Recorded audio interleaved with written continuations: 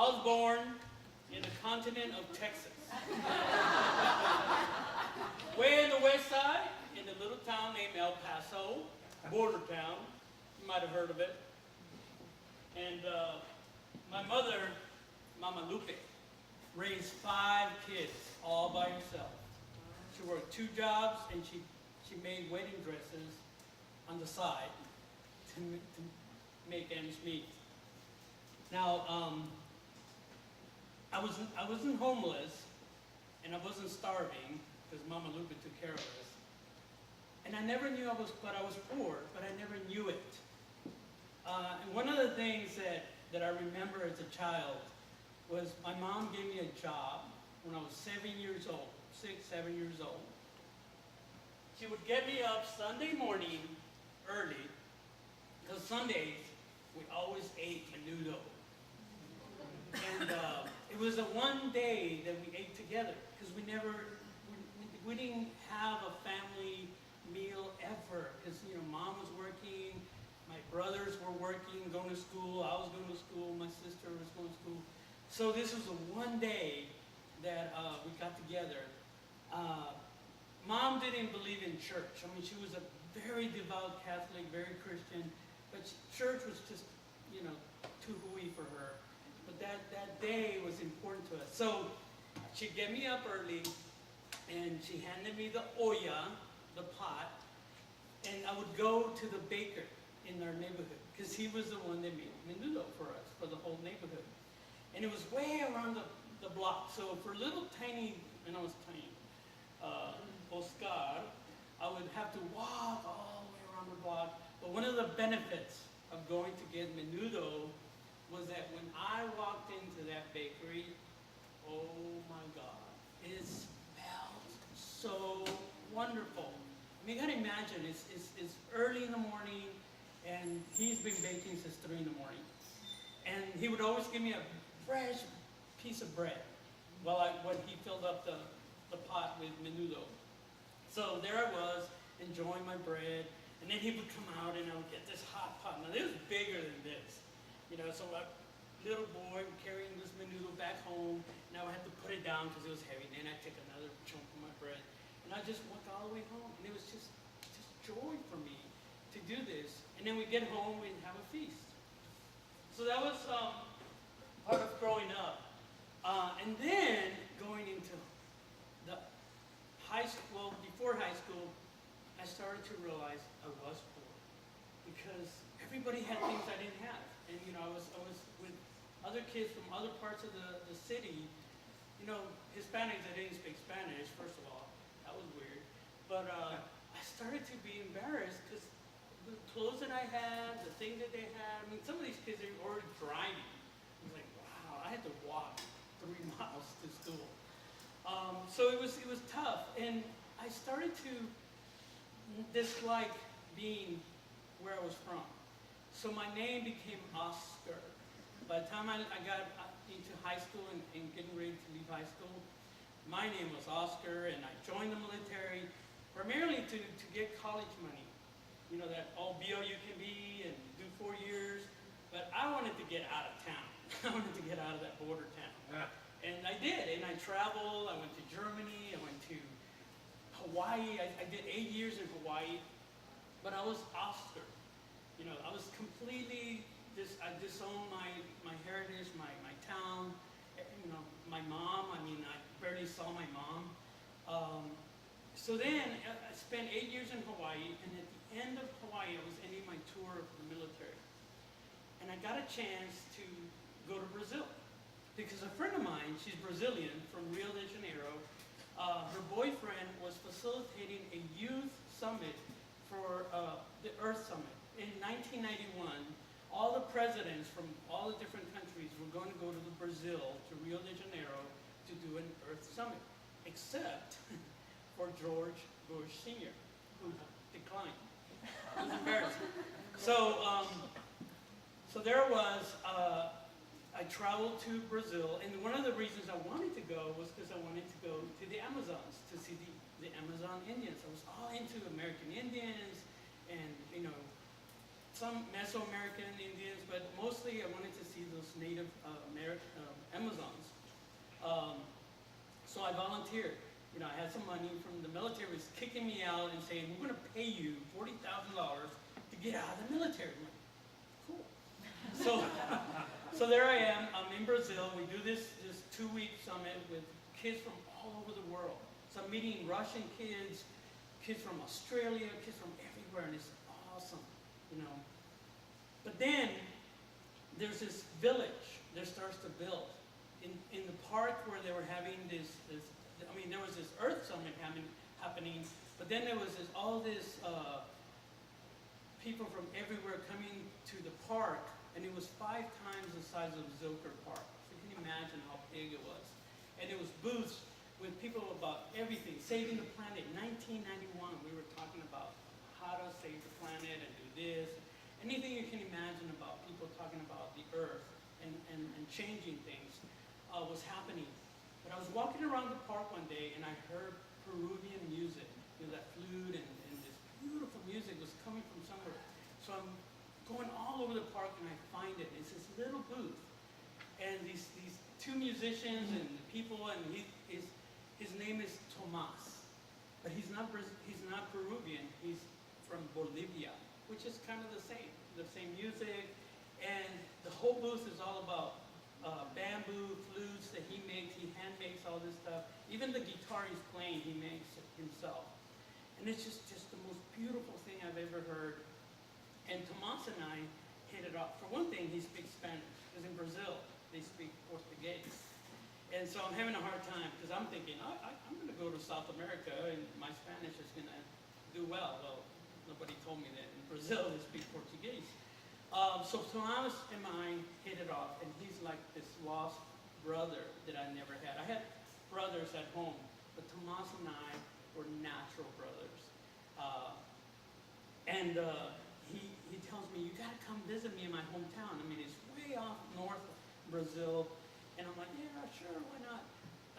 Now, when the summit was over, I decide that I'm going to start making plans to go to the Amazons. Unbeknownst to me, Brazil is huge. It's almost half the size of South America. Here's the United States, okay? So you can see how big Brazil is. Rio is way down here, and the Amazon is way up here.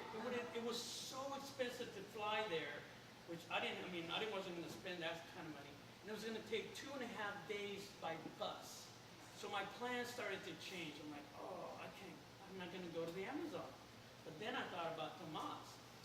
And here's the thing about Tomas. He says, I live in a town called Moedas, outside of a city called Belo Horizonte, beautiful horizon.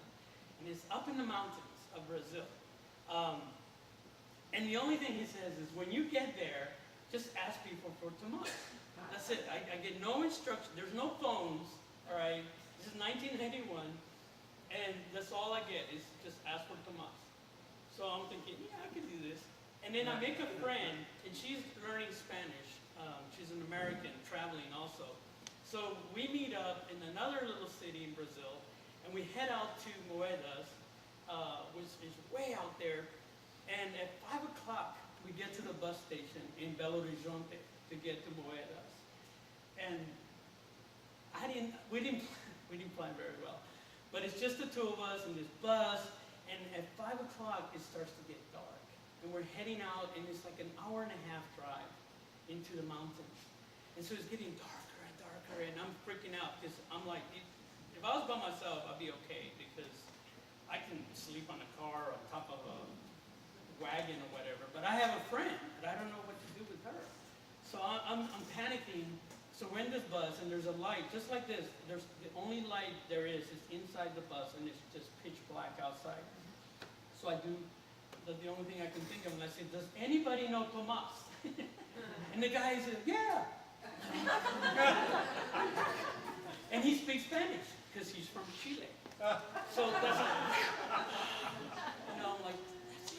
So we start talking, and he scribbles the little map on my pad. I'm carrying a little notepad with me, and it's just a little bridge here, and it's just squiggly lines, and then you can go here, and there's a fence, and then Tomas is like over here. I'm like, And then he tells the bus driver when to stop. Because, I don't know where I'm going. So the bus stops, me and this girl get out, and the bus leaves. The only light we can see is leaving us. And it's just getting darker and darker, and all you see is the silhouette of trees, and the sky is kind of dark. So I'm start walking around, and I see a path, and we see the bridge, and there's the bridge, just like the guy drew it. And I'm just imagining it because I can't see it. So I'm walking, and we see the fence, and he tells us, "Oh my God!" And then we see a little light. It's like, could that be? And it is. It's Tomas's place. And we go over there, and we surprise them because they weren't expecting us. I mean, I just told them, I might come. And I just show up out of nowhere. We had this beautiful, connection, and he's got a wife, and he's got 2 daughters, and we're all tired. They're tired. Oh, by the way, I had a fever at that moment. During the trip from Rio de Janeiro, my fever got worse and worse and worse. So they said, we got to go to sleep, everybody's tired, you're sick. And they take us to the bedroom. There's 2 bedrooms. Because this little house is just a big square, and it's divided into 3 rooms. The living room, kitchen thing, which we couldn't really see, and then the 2 bedrooms. And the beds are pallets. You know what, those shipping pallets where crates go on? That's what they sleep on. This house is an abandoned shack that the landowner lets them live with these people. So we get to find out that they don't have anything. And the only thing you sleep on is blankets. I mean, that's a bed. That's the girl's bed that we're sleeping on. And so we go to bed, and the next morning, my fever breaks. So we get out, and we get to see this amazing land that they live on. It's avocado trees everywhere. Avocados this big and just growing abundantly. But we also get to see this house. It's devastated. It's like there's hardly any roof, and it's just a cement block, and it's just kind of sad looking. But I get to meet the family for real, and especially the wife, because by now I'm starving. My fever just broke. I'm thinking potatoes, eggs, whatever. I'm an American. I'm hungry. So she says, "I'm going to make you breakfast." So she reaches into this cupboard, because they don't have much. And she pulls out a towel. Now, first of all, I have to say, so the kitchen is a big cement block. That's their oven. That's her oven. And it has a hole on top. Somebody just chipped out a hole on this cement top. And then they chipped out a hole in the front, where Tomas is shoving pieces of stick of wood. And then he's firing it up. And the fire's coming out to the middle of that hole on top. And she's throwing bread on top of it. That's how she toasts the bread. Just burn it, Well, don't burn it, but toast it on fire. And so she's making this toast, and then she pulls out this is her treasure.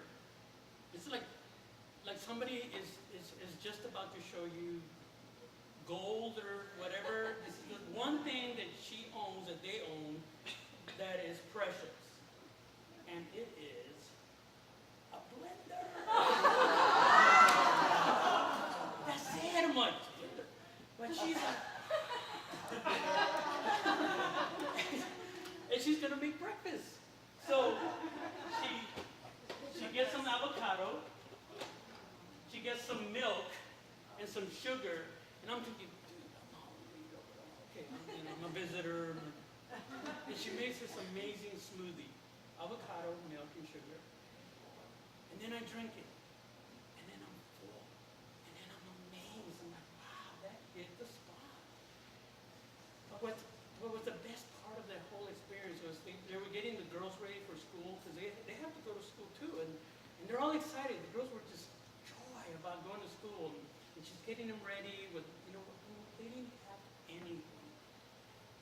But what I saw that morning, they had everything. It was the most happiest